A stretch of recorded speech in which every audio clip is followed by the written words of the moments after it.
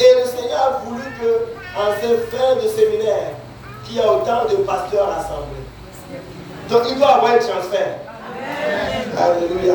Il doit y avoir quelque chose qui va se transférer. Amen. Et le ciel va relâcher quelque chose. Parce que ses serviteurs, ses servants vont crier à Dieu. Vous savez, lorsque au temps des juges, le peuple se détournait, Dieu les livrait. La Bible dit que le peuple se rassemblait pour crier à Dieu. Et Dieu suscitait des juges pour faire des grandes choses. Et ce soir, je crois qu'on va crier à Dieu et Dieu va susciter des juges. Dieu va susciter des juges pour faire des grandes choses. Amen. Je suis persuadé. Alors que le Seigneur bénisse tous ces hommes et ces femmes de Dieu qui sont venus ce soir. On va les présenter juste après la prédication de la parole du Seigneur. Alléluia. Et le Seigneur va relâcher au travers d'eux des grâces particulières. Amen. Donc, j'ai l'honneur, j'ai le privilège d'avoir ce soir, il est un père pour moi, il est un frère, il est un leader, il est un ami. Son obéissance a changé ma vie. Son obéissance m'a positionné dans la volonté de Dieu. Alléluia. Le Seigneur s'était révélé à moi un an auparavant que je t'amène dans le monde pour apporter la guérison des nations. Et cette fois-là, je ne connaissais personne ailleurs hors du Cameroun. Je ne connaissais personne. Je suis allé aider mon leader à déménager et je n'avais même pas de transport pour retourner l'endroit où j'habitais, pour revenir le lendemain. J'ai dormi sur place parce que je voulais aider mon leader de l'époque à déménager, à quitter une maison pour une autre. Et je suis resté sur place, dormi avec certaines personnes. Et vers 20h, le Seigneur m'a amené dans un assoupissement et j'ai vu la gloire du Seigneur. Et le Seigneur s'est posé devant moi pour me dire, dès la saison prochaine, t'envoie dans le monde pour amener la guérison des nations. Et je dis, Seigneur, je ne demande pas tout ça. Moi, tout ce que j'avais besoin à l'époque, c'était à manger et à boire. Mais le Seigneur vient te donner des missions qui dépassent ton entendement. Il dit, mais comment ça va se passer? Comment ça va se passer? Puisque quand je faisais médecine, ce n'était même pas possible. Maintenant, je suis dans l'œuvre du Seigneur. Ça ne peut même pas être possible. C'est un peu comme un rêve. Je dis, je veux faire telle chose dans la vie de leader dans 7 jours pour te montrer que c'est moi qui te parle et c'est moi qui t'envoie. 7 jours, jour pour jour, le Seigneur a fait ce qu'il a dit. Et mes bien-aimés, il a fallu qu'un homme entende la voix de Dieu aux États-Unis pour venir au Cameroun en lien de la connexion des Noirs de la diaspora avec les Noirs de l'Afrique. Et il est venu pour un programme de réconciliation. C'était moi qu'il fallait réconcilier. Alléluia. Alléluia. Et mes bien-aimés, lorsqu'il est venu, je suis venu à son programme. Et pas comme pasteur, j'avais la vingtaine. J'étais responsable d'une petite église. Et mes bien-aimés, je suis allé comme pour faire la vidéo. La vidéo caméra. À son programme, il avait rassemblé les Américains et ceux de la Caraïbe. Plus d'une quarantaine de personnes pour venir au Cameroun faire le programme de réconciliation. Et quand je suis arrivé à son programme, je voulais faire la vidéo, aller graver les CD et les vendre et puis continuer la vie. Et quand je suis arrivé, il a demandé à ceux qui étaient comme des pasteurs ou des représentants de communauté, ceux qui voulaient avoir des missionnaires pour évangéliser dans leur zone. Et moi aussi, j'ai dit, bon, pourquoi pas? J'ai écrit mon nom. Et là, on m'a envoyé, il a mis 4 personnes à venir dans l'endroit où j'étais. Et les 4 personnes, quand ils sont arrivés, ils parlaient l'anglais, je traduisais. Et quand ils sont arrivés, ils ont commencé à parler, le Seigneur les a touchés. Boum, voilà mon serviteur. Faites tout ce qu'il faut faire pour l'amener dans la mission. Et ils se sont levés, ils ont commencé à faire la paperasse pour moi. Et voilà que jour pour jour, un an plus tard, je me suis trouvé à Antigua. Voilà comment le Seigneur a fait pour m'amener hors du Cameroun. Et aujourd'hui, je prêche dans tellement de nations parce qu'il a obéi à Dieu. Alléluia. Donc j'ai le privilège, alléluia, j'ai l'honneur, alléluia, et sur vos ovations de vous présenter le missionnaire Joseph Simsem. Sur vos ovations, s'il vous plaît.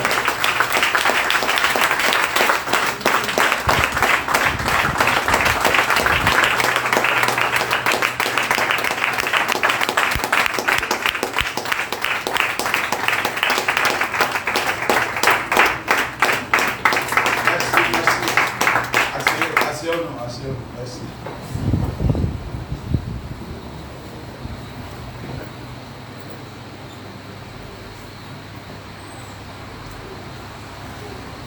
Donc, bonsoir. Hein. Vous savez, comme Africain, chaque fois qu'il pleut, c'est une bénédiction. N'est-ce pas? En plus, je pense que c'est la miséricorde de Dieu pour moi, parce que je transpirais comme je m'ai mis dans le four. La pluie est venue rafraîchir. Gloire à Dieu. Mais c'est impressionnant que c'est ce dernier jour que de la verse tombait. Je vais la bénédiction de Dieu. Notre dernier jour ensemble, ne serait-ce que pour ce voyage. Donc ça fait 2 semaines que je voyage, que je suis parti de chez moi. La semaine passée, nous étions en Martinique. Cette semaine, ici, là. Et j'ai eu du plaisir à délivrer ce que Dieu m'a mis à cœur de délivrer.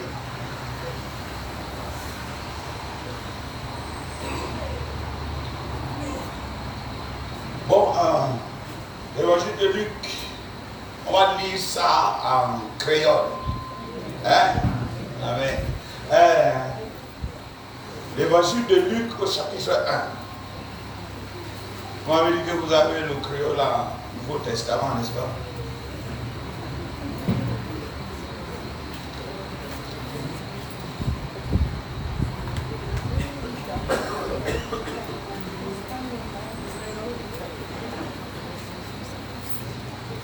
Dans le téléphone, hein, la Bible dans le téléphone en créole.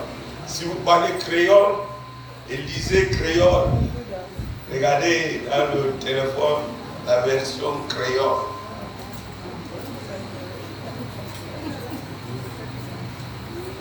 On va lire ça en créole, mais on va suivre ça pour nous autres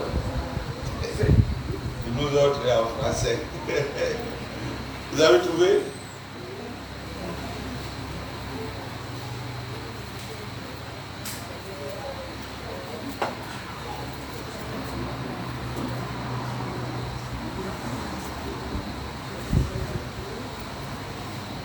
Non? Puis la personne qui a... Tu as avec? Ah, ok.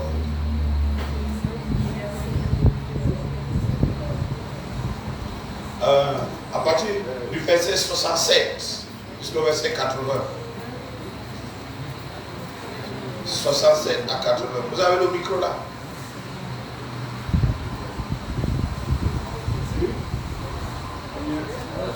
Verset 67. Oui. Verset 67 à 80. Parce que vous avez trouvé en créole.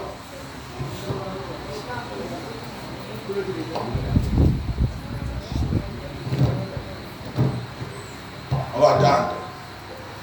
Parce que je pense que tu veux parler dans notre cœur.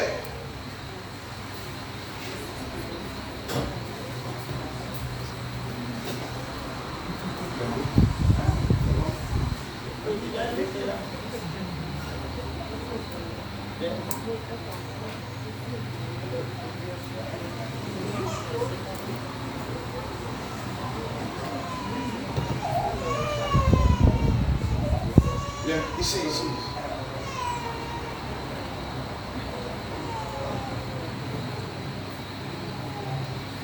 Zacharie, papa Jean, vint en bas pour voir Saint-Esprit. La tout l'icron fait connaître parole bon Dieu, te mettez dans bouche. On chantait pour mettre là, bon Dieu peuple Israël là, parce qu'elle y vient sauver peuple là. Li délivrer yo en bas esclavage. Il voyait yon moun avec gros pouvoir pour délivrer nous. C'est non la race David, serviteur bon Dieu li sorti. C'est ça même bon Dieu t'est fait, qu'on ait en bouche, qu'on fait lieu depuis longtemps. Il te promet li, t'a délivré nous, en bas l'ennemi nous yo. Ak abab, tout le monde qui raillit nous yo. C'est comme ça, la gain pitié, aux ancêtres nous yo. Li changé contre lui-même, bon Dieu t'est passé à Kioa. D'après seulement lui, t'es fait bail Abraham, ancêtres nous. Li t'est dit comme ça, là la fin délivrer nous en bas l'ennemi nous yo, la fait nous servir, sans nous pas besoin paix. Oui, la fait nous vivre à pas pour bon Dieu. La fait nous marcher droit devant lui chaque jour dans la vie. Quant à vous-même, petite moi, y a relé prophète bon Dieu qui en yo dans le ciel là. Parce qu'elle aura prendre devant, mettre là pour parer chemin en couple. Pour nous montrer peuple là qui Jean l'a délivré yo, qui Jean l'a pardonné péché yo. Tout ça parce que bon Dieu nous en gain qu'elle sensible. Il remet nous en pile. Là fait long lignée sorti en yo vin clairer nous tant qu'au soleil cap levé. Li gain coule clairer tout le monde cap vivre. Non fait noir ak non l'ombrage l'ombre. Li jean coule fait nous marcher non chemin cap dans nous qui posé. Petit là même t'a grandi, l'esprit t'a développé. Littérature dans le désert à jour, l'été paraît en public devant peuple Israël. Amen. Amen. Merci.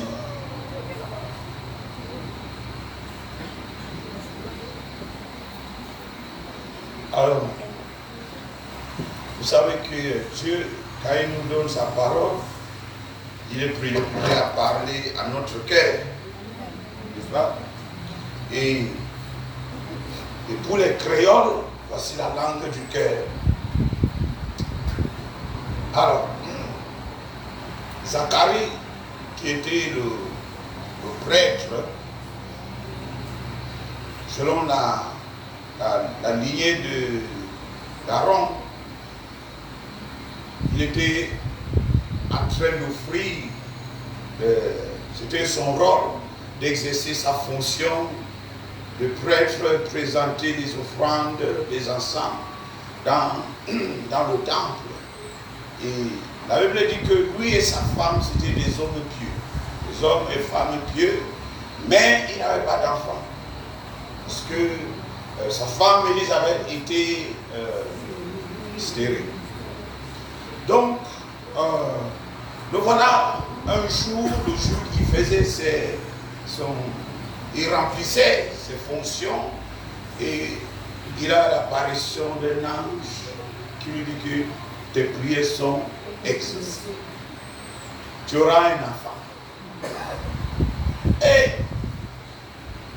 il dit que comment ça va se faire?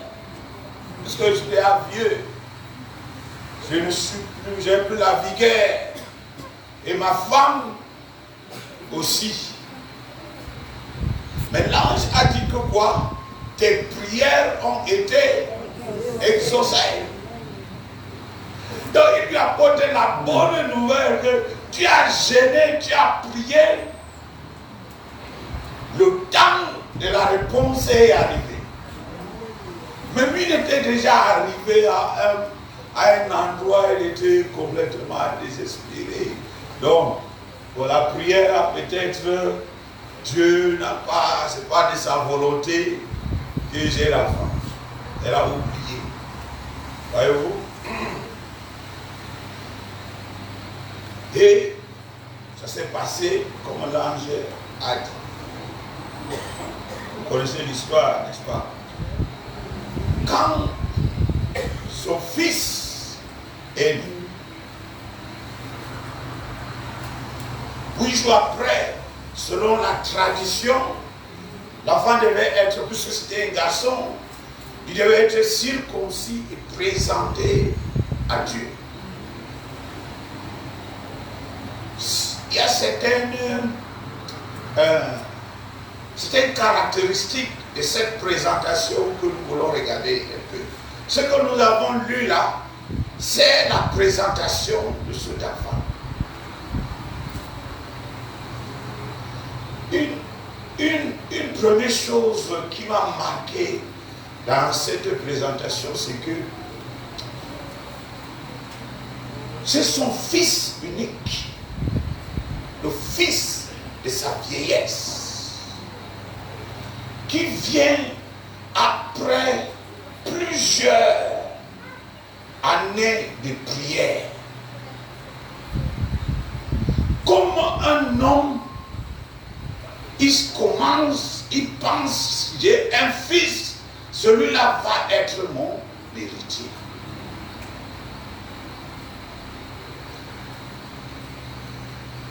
Mais la façon dont il a présenté son fils à Dieu, c'est complètement différent de la façon dont nous on présente nos enfants à Dieu. Il a dédié complètement son enfant pour que Dieu le prenne et fasse de lui ce qu'il veut faire. Or, la façon dont on dédie nos enfants, on présente nos enfants, c'est que nous voulons que Dieu puisse les bénir, n'est-ce pas? Qu'il leur accorde la faveur et qu'ils grandissent pour être de bonnes femmes qui ont bonne conduite dans la société et qu'ils aient une bonne vie dans la société.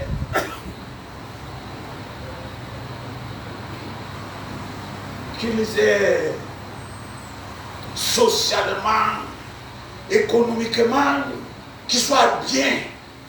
Ils sont chrétiens, ils peuvent aller à l'église.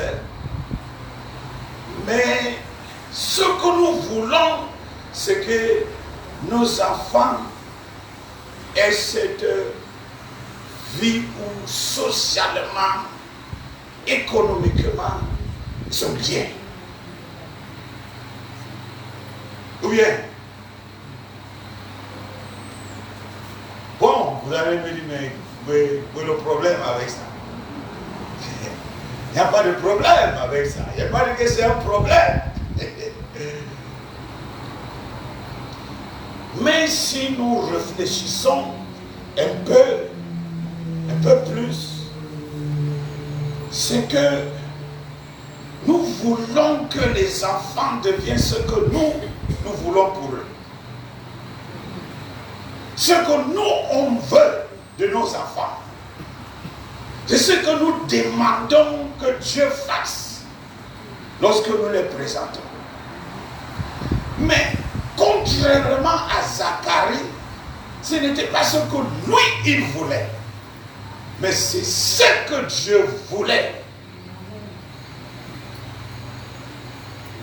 Donc, on se retrouve en train d'utiliser Dieu. Utilise Dieu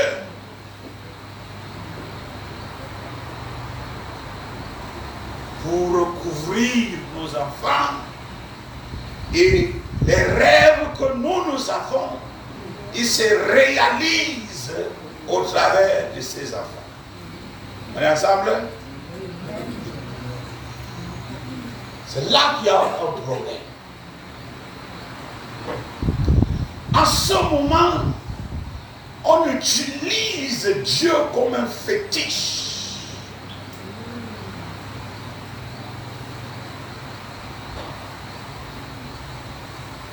Pour réaliser nos rêves. Et que on ait quand même la dignité, l'honneur que, bon, ce monsieur, il a de bons enfants. Ses enfants sont bien dans la société, ils sont nantis, ils sont les docteurs, ils sont les avocats, ils sont les entrepreneurs. Alors tu marches dans la communauté, tu as le respect, n'est-ce pas?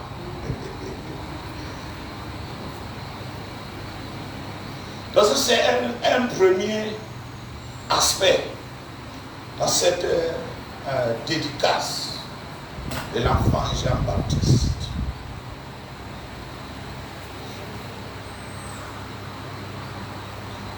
Que ce monsieur, dans sa vieillesse, prenne son enfant, le seul, et le dédie à Dieu complètement,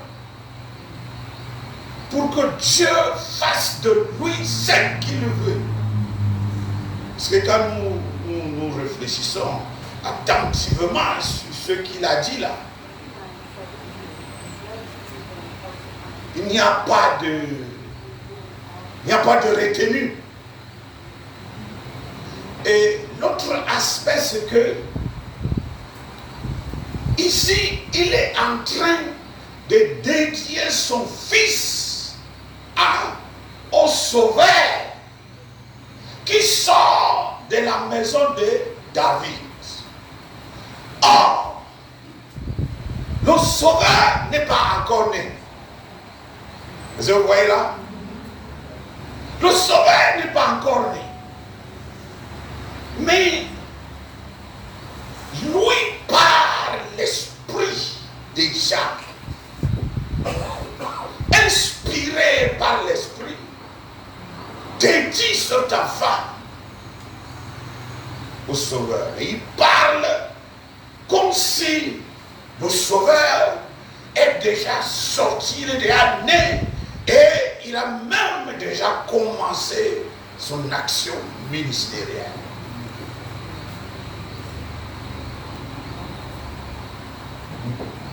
Mais Jésus n'est pas encore né. Il y a, comme tout le monde vous connaissez, il y a une différence de 6 mois d'écart, n'est-ce pas, entre Jean-Baptiste et Jésus.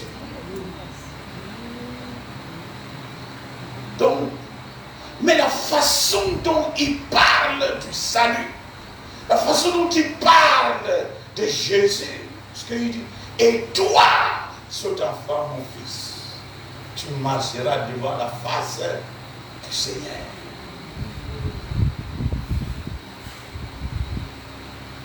Ça, c'est un aspect très très marquant dans cette dédicace.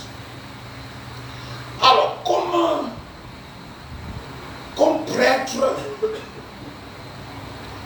les prêtres, selon la prescription de Moïse, n'avaient pas de terre, de territoire qui leur avait été assigné. Parce qu'ils devaient dépendre de Dieu pour leur subsistance. Mais dans la provision de Dieu pour eux, ils avaient part aux dîmes du peuple, ils avaient part aux offrandes que le peuple apportait à Dieu. Donc, les veaux qui étaient offerts, les béliers, les brebis qui étaient offerts, ils avaient part à cela. Donc il y avait un grand avantage aussi pour les prêtres et beaucoup de bénéfices pour les prêtres.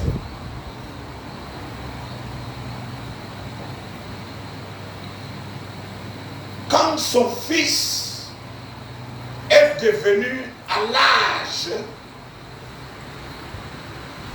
on nous dit au verset 80 que lui, il vivait où? Dans le désert.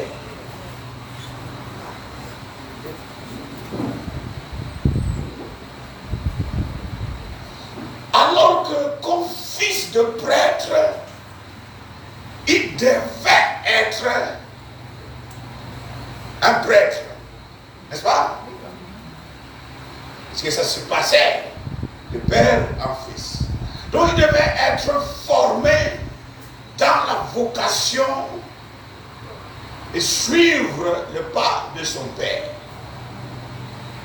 Mais quand lui, il a commencé à avoir une certaine maturité, il s'est rendu au désert. Ouais, ça nous indique ce que nous avons dit précédemment, que quand son père l'a dédié, il a véritablement dédié à Dieu. Lui, il allait dans le désert, fils de prêtre. Il vivait là-bas et on nous dit que sa nourriture, ce n'était pas les épaules des béliers. Hein? Sa nourriture n'était pas les épaules des béliers. Le miel et les sauterelles. Bon, pour moi, ce n'est pas un scandale parce que j'ai mangé les sauterelles. Mais manger les sauterelles pour des années, comme ton régime alimentaire, ça demande une consécration à ce régime alimentaire. Voyez-vous? Mais nous devons comprendre pourquoi il a accepté ce régime.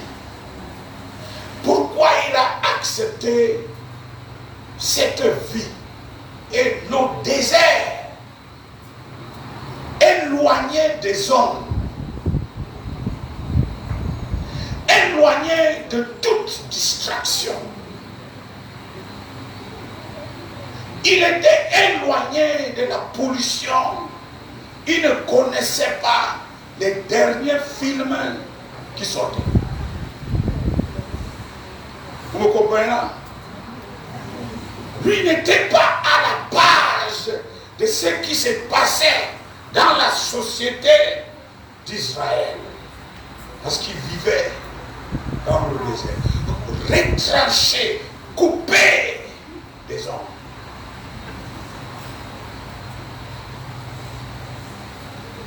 Mais connecté avec le ciel. Alléluia. L'homme était tellement connecté avec le ciel qu'il avait une connaissance de Jésus qui est impressionnante.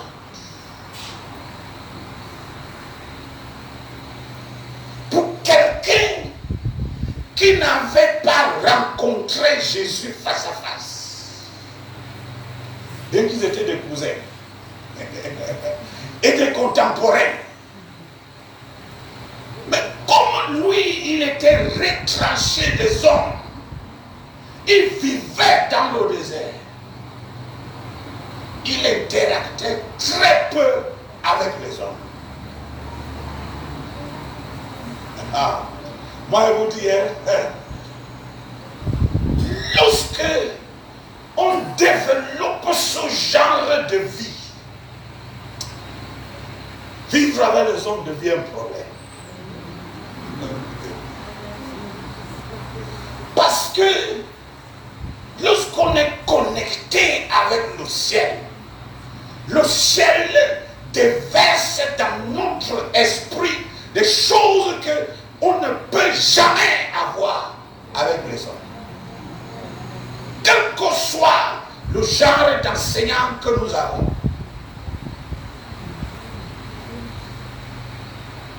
Donc, à cause de cela, pour lui, il n'avait pas de problème d'avoir ce régime alimentaire et ce style de vie qu'il avait.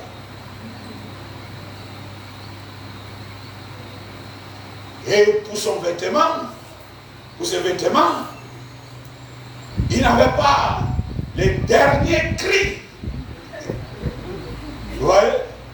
Il n'avait pas les derniers cris des chemises. Il ne connaissait pas ce qu'on appelle les griffes. Comment on appelle les marques. Les habits et les pantalons ou bien manteaux de marque. Pour Rabbi, il avait un vêtement de charbon.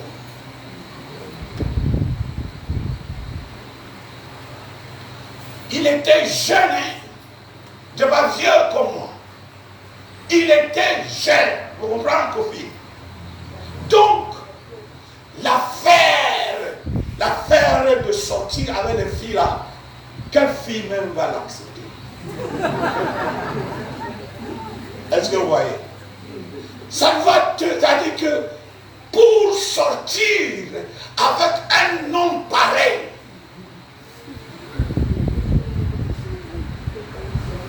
lui n'avait pas d'espoir.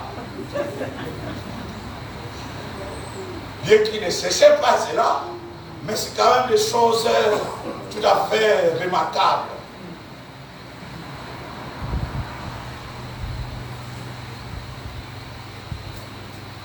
La connaissance, Jean chapitre 1, regardez un peu, la connaissance que l'homme avait de Jésus. Jean chapitre 1, lisons le verset 19 à 27.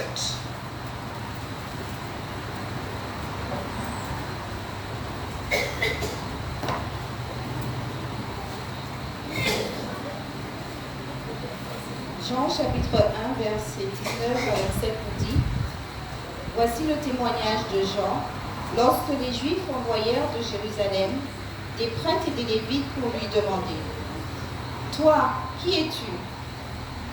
Il déclara et sans restriction affirma: Moi, je ne suis pas le Messie. Ils lui demandèrent: Qui es-tu donc? Es-tu Élie? Et il dit: Je ne le suis pas. Es-tu le prophète? Et il répondit: Non. Ils lui dirent alors: Qui es-tu? Nous allons donner une réponse à ceux qui nous ont envoyés. Que dis-tu de toi-même? Moi, dit-il, je suis la voix de celui qui crie dans le désert. Rendez-moi le chemin du Seigneur droit, comme l'a dit le prophète Ésaïe. Chapitre 24. Ceux qui avaient été envoyés étaient des pharisiens, et ils lui posèrent encore cette question: Pourquoi donc baptises-tu si tu n'es ni le Messie, ni Élie, ni le prophète? Jean leur répondit: Moi je baptise d'eau, mais au milieu de vous se trouve quelqu'un que vous ne connaissez pas. Il vient après moi, mais il m'a précédé. Et je ne suis pas digne de détacher la courroie de ses sandales. Amen. Amen. Bon. Écoutez ce qu'il dit. Il dit: il est parmi vous, mais vous ne le connaissez pas. Il vit dans vos contrées, mais vous ne le connaissez pas.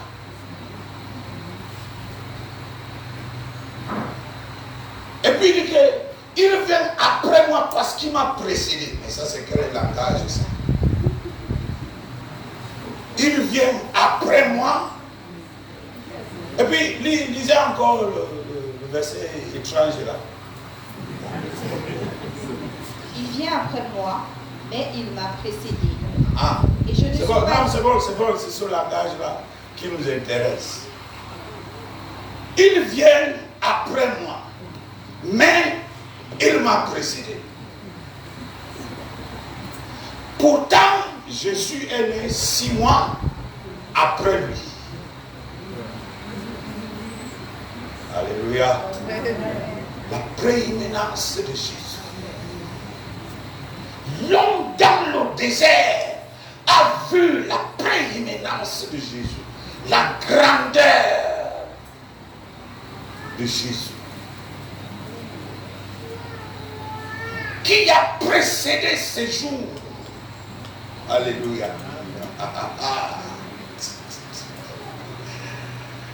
Il va se manifester après moi, mais lui, il m'a précédé. L'ancien des jours. Vous vous rappelez? L'ancien des jours. Après, continuez encore, continuez. Le verset suivant. Verset 28. Cela se passait à Béthanie, de l'autre côté du Jourdain, où Jean baptisait. Le lendemain, il vit Jésus s'approcher de lui et dit: Voici l'agneau de Dieu qui enlève le péché du monde. C'est celui à propos duquel j'ai dit: Après moi vient un homme qui m'a précédé, car il existait avant moi. Ah, alléluia. Donc voilà la première fois qu'il rencontre Jésus. Et cependant, il avait déjà vu dans le désert, coupé de distractions, coupé de la pollution de la société, coupé de la pollution des doctrines de la religion.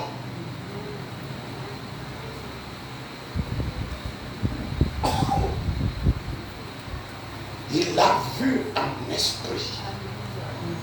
Il a commencé déjà à communier avec le roi. Alléluia. Au point où lorsqu'il apparaît, il dit: voici l'agneau de Dieu qui ôte le péché du monde. Et là, mais cette déclaration-là, elle est très puissante.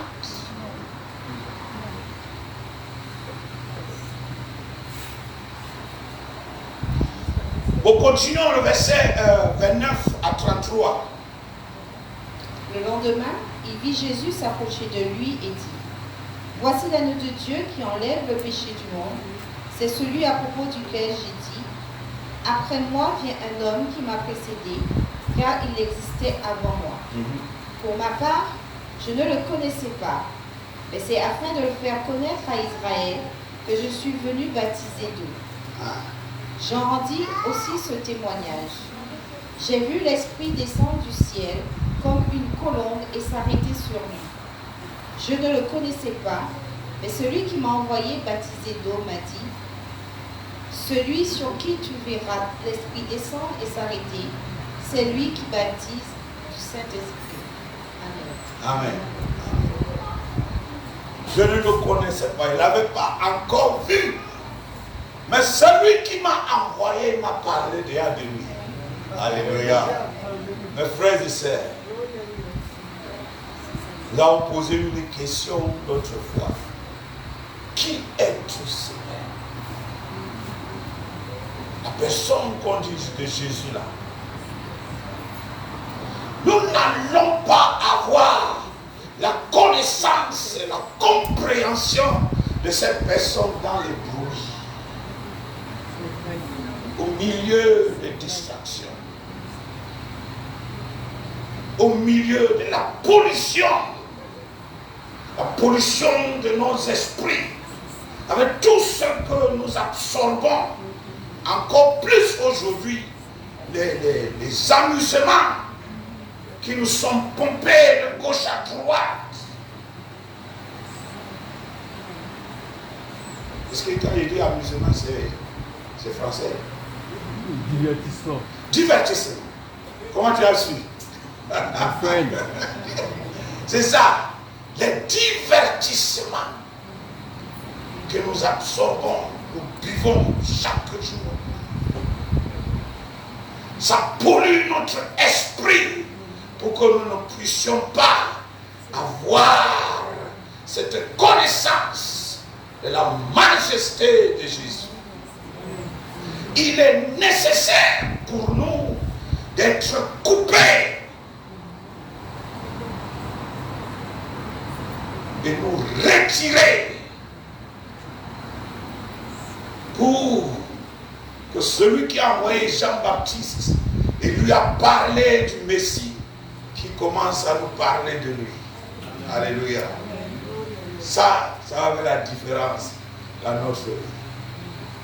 Pour la guérison des nations, c'est indispensable.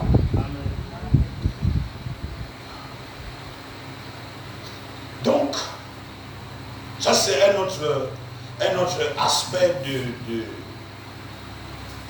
que nous voyons de la consécration de cet enfant Jean-Baptiste. Nous voyons comment ça s'est développé et jusqu'où c'est allé. Lorsque nous disons que nous donnons notre vie à Dieu, est-ce que nous l'avons vraiment donné?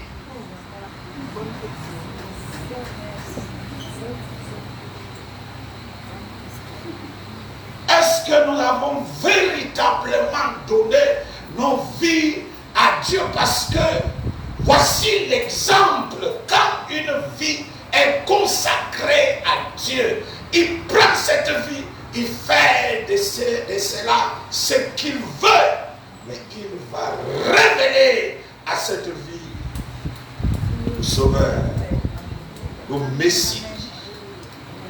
Vous me suivez là?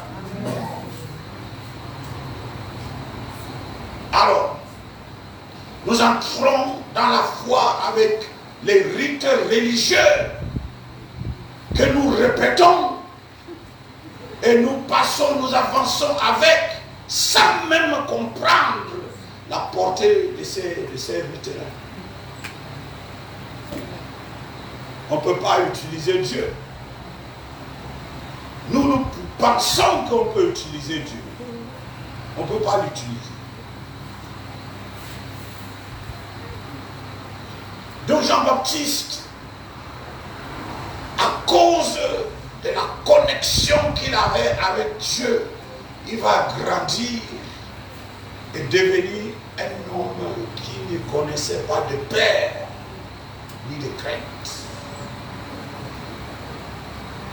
Il n'avait pas de problème à confronter les leaders, l'élite de la nation d'Israël, de son époque. Matthieu, regardons dans Matthieu chapitre 3, le verset 7 à 8.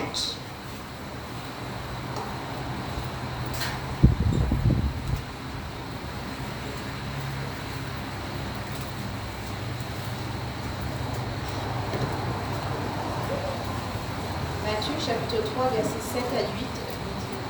Cependant, quand il vit beaucoup de pharisiens et de sadducéens venir se faire baptiser par lui, il leur dit: Race de vipères, qui vous a appris à fuir la colère à venir? Produisez donc du fruit qui confirme votre changement d'attitude. Amen. Merci. Alors, regardez la différence entre Jean-Baptiste et les pharisiens et les sadducéens. Les pharisiens, selon les Écritures, ils avaient entendu que le Messie allait venir. Ils étaient dans l'attente du Messie. Le peuple était dans l'attente du Messie. Et comme nous l'avons vu les jours précédents, le Messie est venu, ils ne l'ont pas vu. Mais Jean-Baptiste leur dit que il est parmi vous. Mais vous ne le connaissez pas. Quand le Messie vient, Jean-Baptiste, devant toute la foule, il dit: le voici, celui dont je vous parle. Contrairement à ces leaders quand ils ont entendu la nouvelle que le Messie est venu, qu'est-ce qu'ils ont fait? Ils sont restés comment? Indifférents. Ils sont restés indifférents. Mais Jean-Baptiste a pointé, dit que le voici, celui dont je vous parle, celui dont la nation attend depuis, le voici, l'agneau de Dieu, que nos ancêtres ont attendu de génération en génération. Le voici.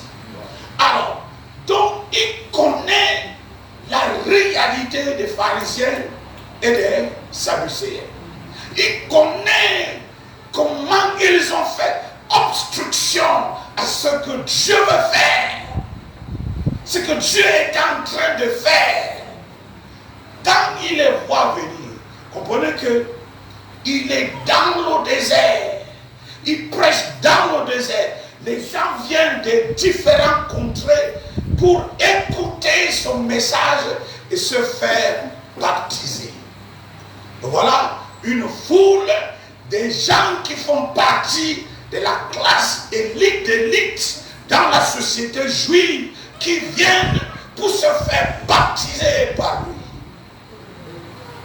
Au lieu de se réjouir qu'ils sont maintenant en train de se convertir, il leur dit que vous êtes une race de vipères.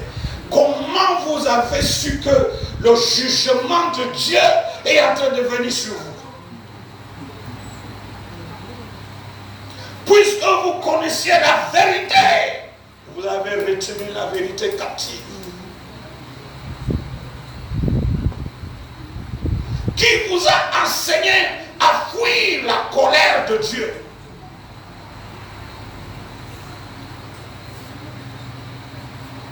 Ça, c'est pas le genre de réponse que beaucoup de nous allons donner. Hein? Ou bien, bon, ne répondons pas, gardons la réponse dans le cœur. C'est pas le genre de réponse qu'on va donner aux foules qui viennent en réponse à notre ministère. Hein?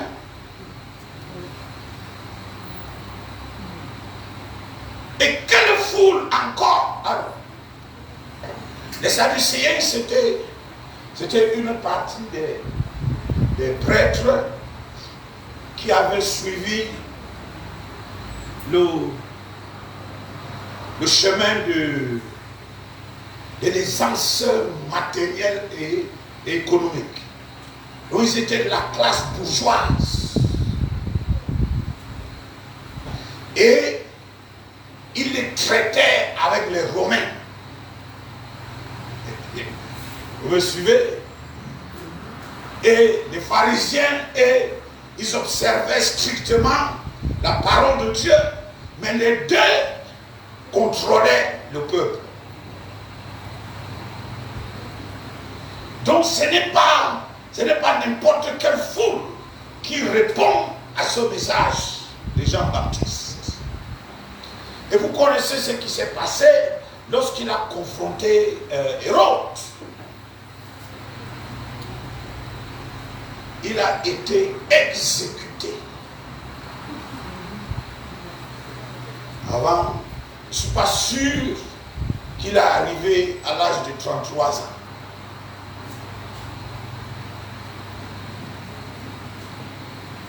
Exécuté.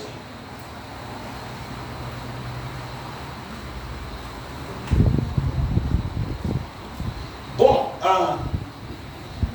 nous rentrons dans la consécration. Ça, c'était ouvrir à d'autres. Regardons un peu encore quelques versets de cette prière de consécration de Zacharie. Retournons dans notre chapitre, Luc 1. Retournons dans notre chapitre de Luc 1.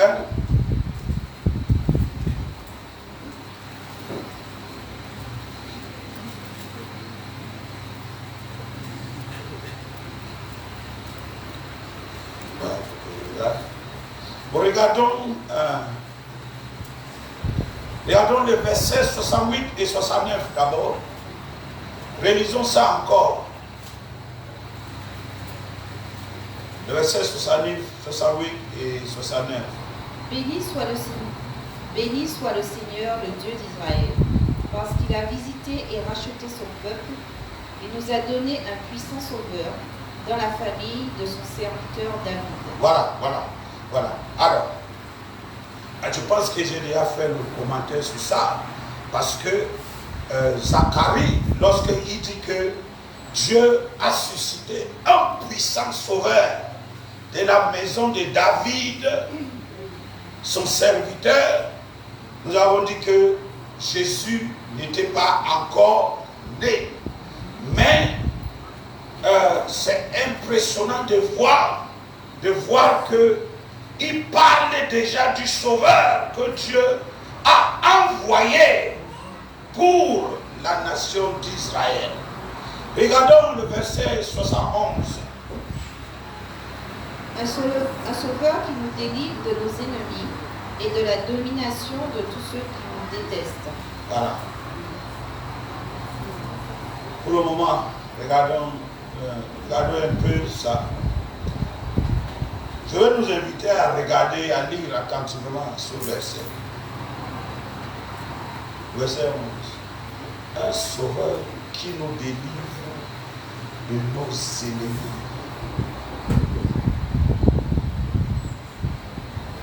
Et de quoi? Et de la domination de tous ceux qui nous détestent.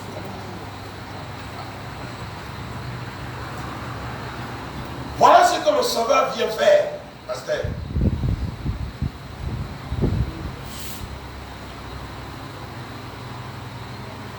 En ce moment-ci là, Israël est sous occupation romaine. Ils sont opprimés sur leur territoire par la puissance romaine.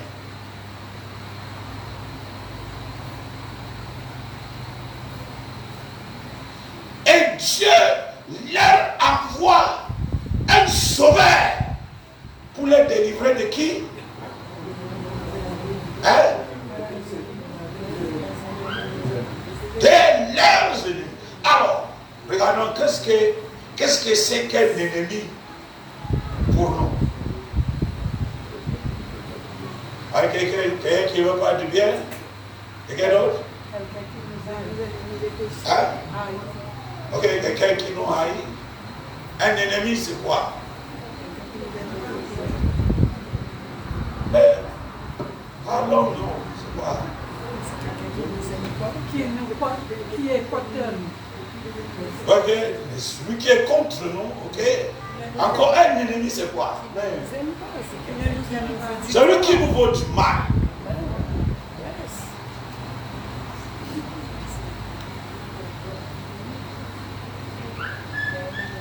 Voici le rôle, un des rôles du Sauveur, de nous délivrer de tous nos ennemis. Non seulement nous délivrer de tous nos ennemis, mais nous arracher des mains de ceux qui nous haïssent. Amen.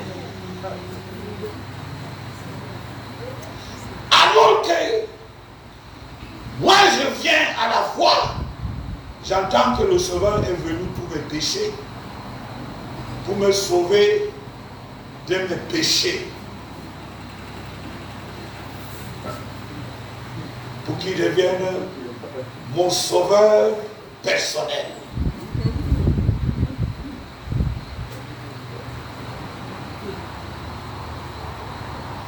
Mais alors, pour un peuple qui est sous occupation, un peuple qui est sous domination, qu'est-ce que le Sauveur va faire pour eux? S'il est venu les sauver de tous leurs ennemis,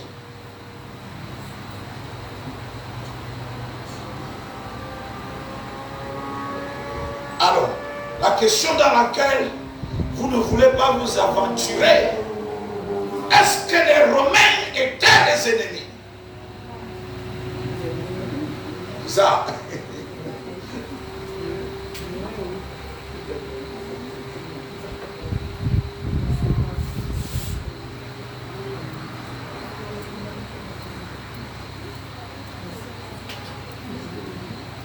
J'aimerais beaucoup que nous puissions réfléchir. Est-ce que les Romains étaient leurs ennemis?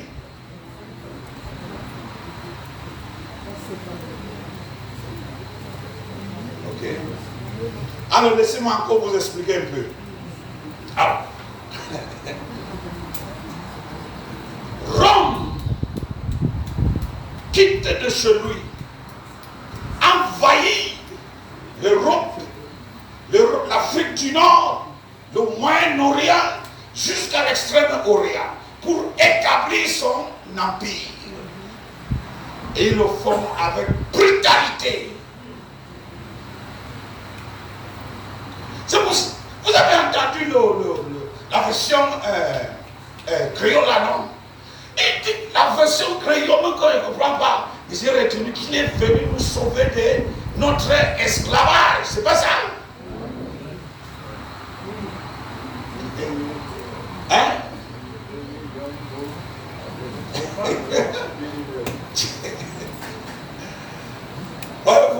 Donc on a peur de nous aventurer sur cette question.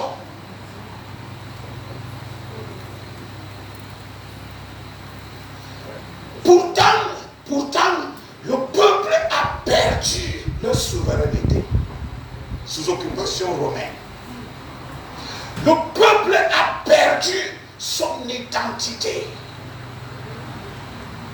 Ils étaient devenus des Romains. Est-ce que vous me suivez là? Ils étaient devenus des Romains alors qu'ils étaient à l'origine quoi? Des Hébreux.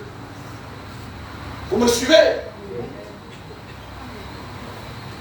Alors, lorsque un peuple est dominé, occupé, il perd sa dignité, sa souveraineté, son identité.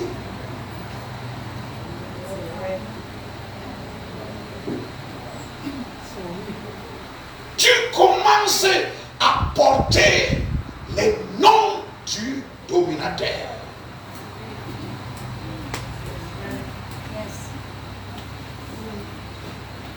Nous sommes dans la Bible, n'est-ce pas?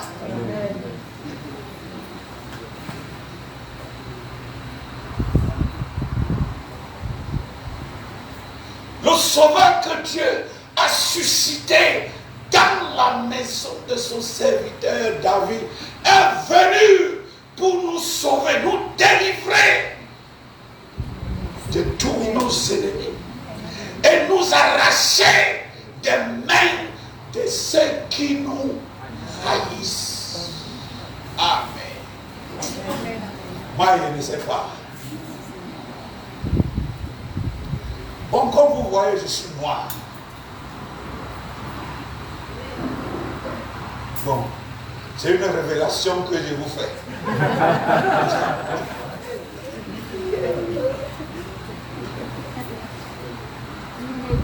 J'ai déjà un peu voyagé avec mon passeport camerounais.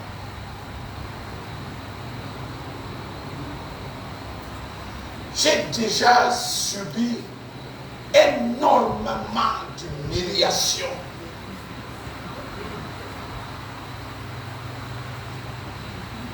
Quand je voyage, même en Afrique, même dans les Caraïbes,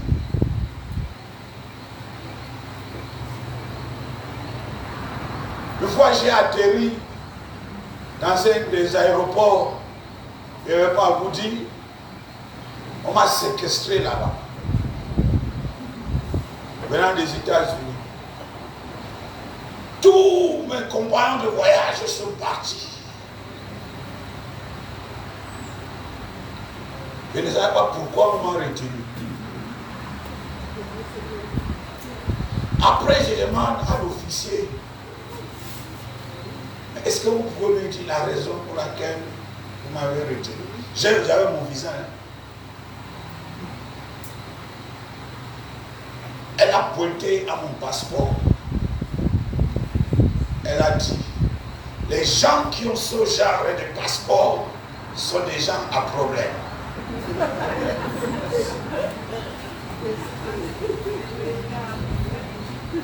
Vrai, c'est pas invention. C'est pas invention. Alors je restais à moi, je dis, mais comment ça? Comment est-ce que tu peux identifier le criminel?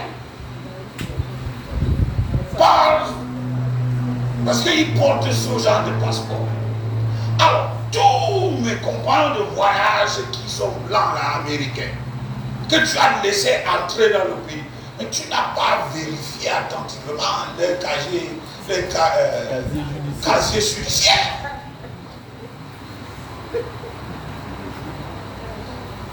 Tu vois? À ce moment-là, je me trouvais où dans le verset là?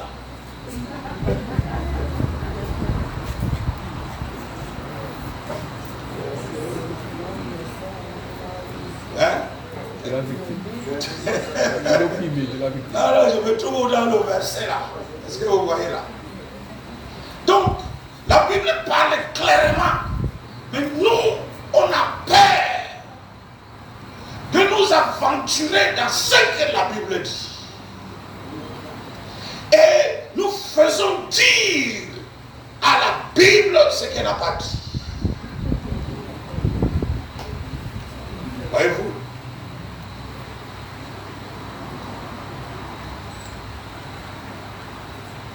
Si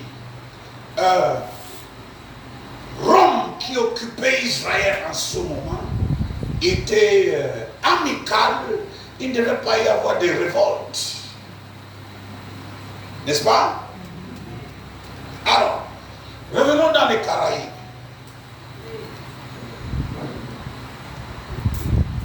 Bon, aventurons-nous dans les Caraïbes. Est-ce qu'il y a eu des révoltes des esclaves dans les Caraïbes? Que ce soit en Guadeloupe, en Martinique, en Jamaïque, en Antigua. Est-ce qu'il y a eu des révoltes des esclaves à Haïti?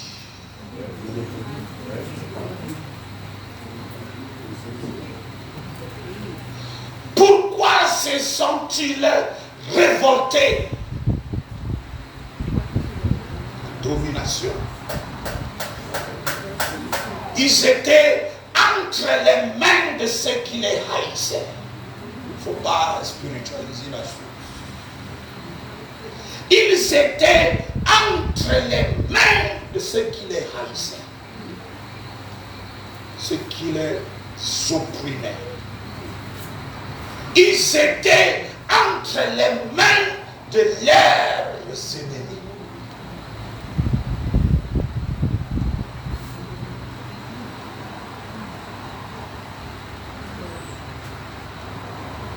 Le salut que le Sauveur, le Messie, nous a apporté va au-delà de nos péchés individuels.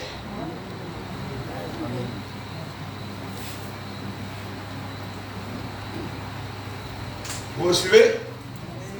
Bon, c'est à digérer peut-être, peut-être pas. Verset 72. Regardons le verset 72. Je ne veux pas que les gens sortent d'ici avec colère. Ainsi, il manifeste sa bonté envers nos ancêtres et se souvient de sa sainte alliance. Conformément au serment qu'il avait fait à Abraham, notre ancêtre. Il avait juré qu'après nous avoir délivrés de nos ennemis, il nous accordait de le servir sans crainte, en marchant devant lui dans la sainteté et dans la justice de tous les jours de notre vie. Merci. Ah.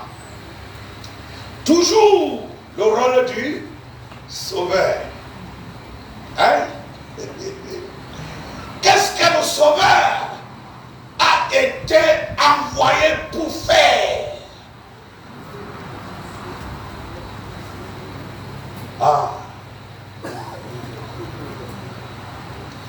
Il nous délivre de nos ennemis et de la main de ceux qui nous haïssent. Et il continue, parce que si nous ne sommes pas délivrés de nos ennemis et de ceux qui nous haïssent, nous sommes paralysés par la peur.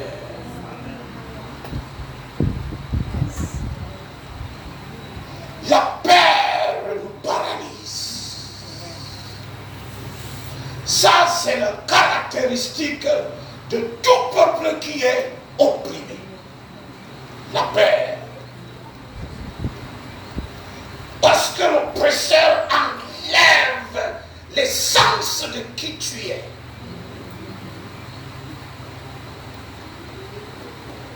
Il te terrorise. Et tant que tu as la peur, il te contrôle. Il n'y a rien que tu peux faire.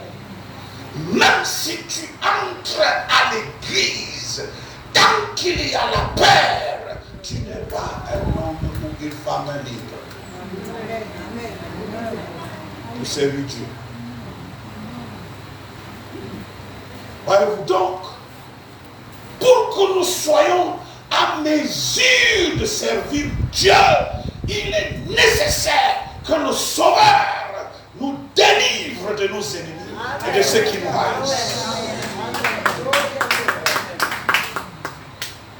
C'est capital. Ce n'est même pas à négocier. La paix. L'arme de choix de l'ennemi, c'est la paix.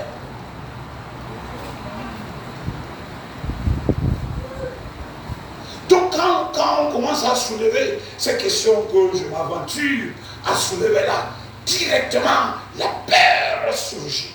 Qu'est-ce qui va se passer? On commence à être bloqué dans notre cerveau, dans notre esprit. La peur vient parce qu'il y a un syndrome dont on souffre. Le syndrome de la peur. Ça nous bloque.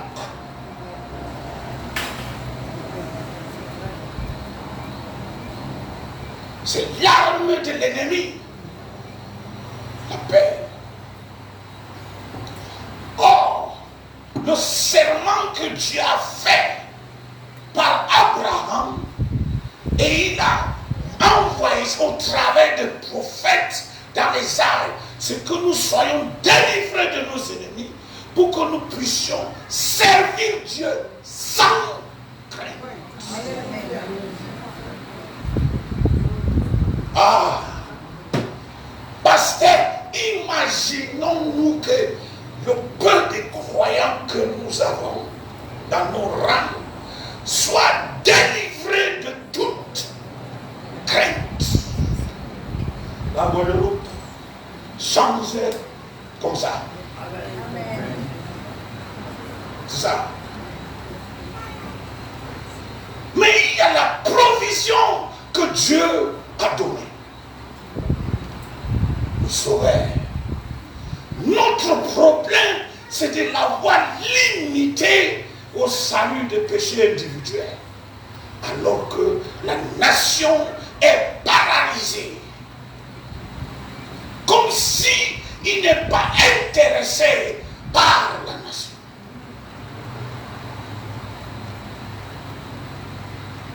Nous le limitons entre les murs de nos églises.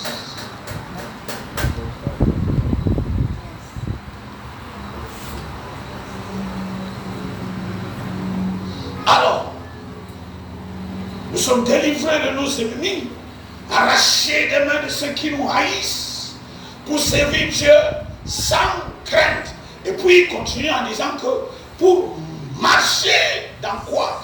Dans la sainteté. Ah. Est-ce que vous voyez donc l'enseignement des choses? Ça veut dire que quoi? La peur empêche l'homme et la femme de marcher dans la sainteté.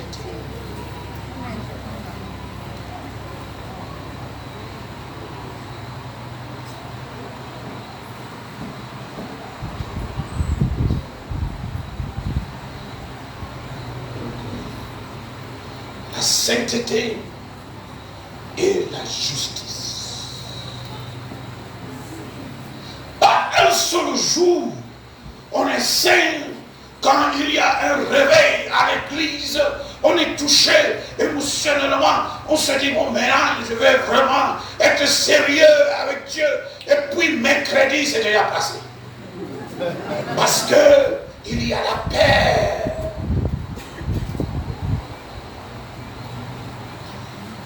Mais de marcher dans la sainteté et la justice, combien de jours?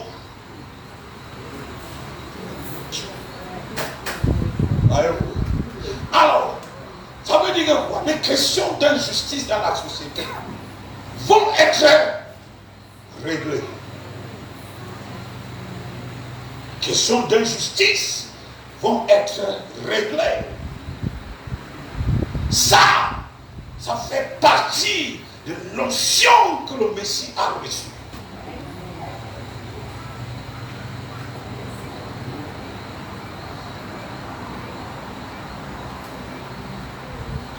Bon, pour ne pas monopoliser la parole,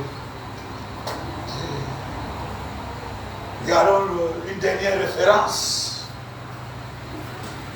Psaume 10, verset 14.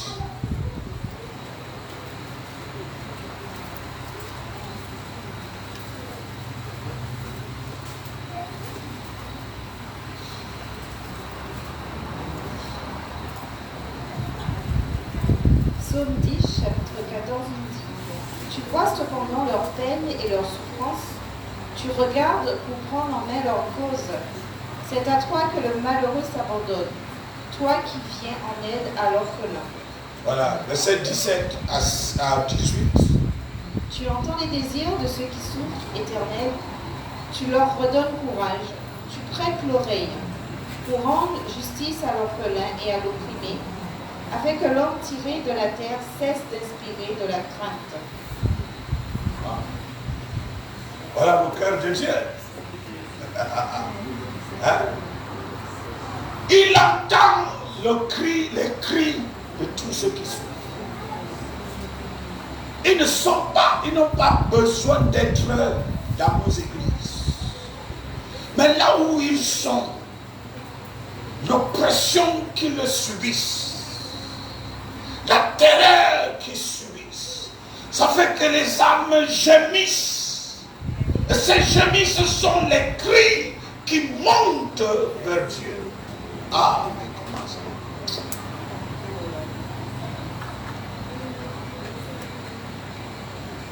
Ce que les Africains ont subi dans cette région du monde qu'on appelle les Caraïbes, les gémissements de ces Africains, de génération en génération, sont montés au ciel.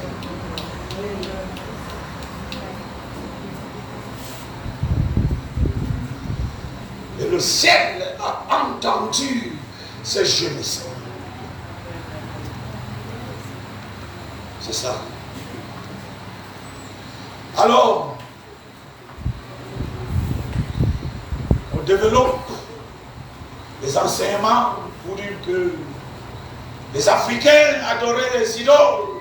C'est pour ça que Dieu les a enlevés de l'Afrique pour les amener ici afin de les purifier de l'idolâtrie.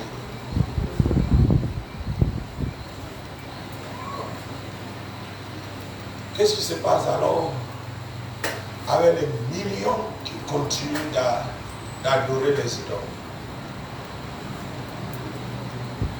Est-ce qu'on a pensé à ça?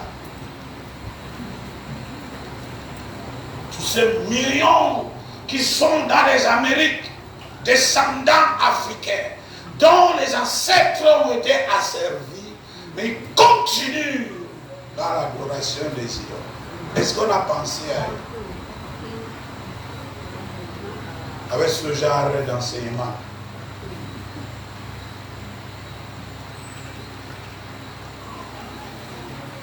Il entend les cris des malheureux.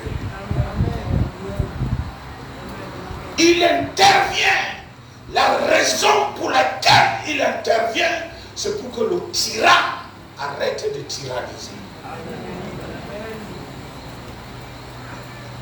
Et il a envoyé le Sauveur, alléluia, qui sort de la maison de David, son serviteur, loin de l'Éternel. Alléluia. Est-ce que, comme Africains, nous sommes encore paralysés par la peur et la crainte? Est-ce que nous sommes encore paralysés par l'intimidation? Ne répondons pas précipitamment. Ça fait appel à la réflexion.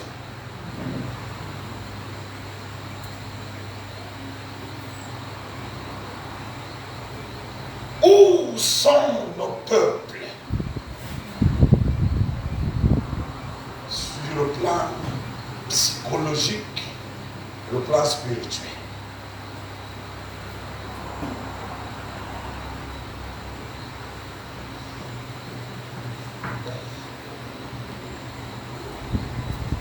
Bon, voilà, c'était les aspects de la consécration de Jean-Baptiste qui m'ont frappé, bouleversé dans ma compréhension du salut que Jésus est venu apporter. Voyez-vous, ça change la façon dont je dois prêcher l'évangile aux gens là-dehors. Amen. Amen.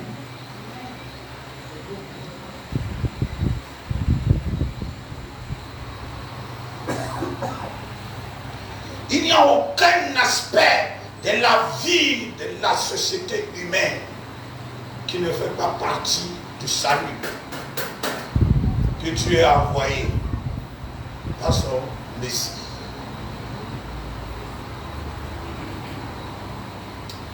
Donc, je vais m'arrêter ici là. Je vais remercier Pasteur Naoussi, son équipe de leadership, qui m'a invité encore, le pasteur que j'ai rencontré hier, pour votre venue ici. Maintenant, écoutez un Africain qui crie.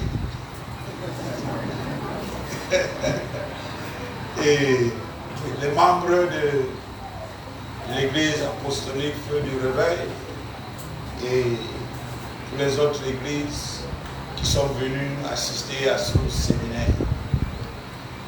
Bon, vous avez vu que j'ai eu du plaisir à partager la parole de Dieu avec vous.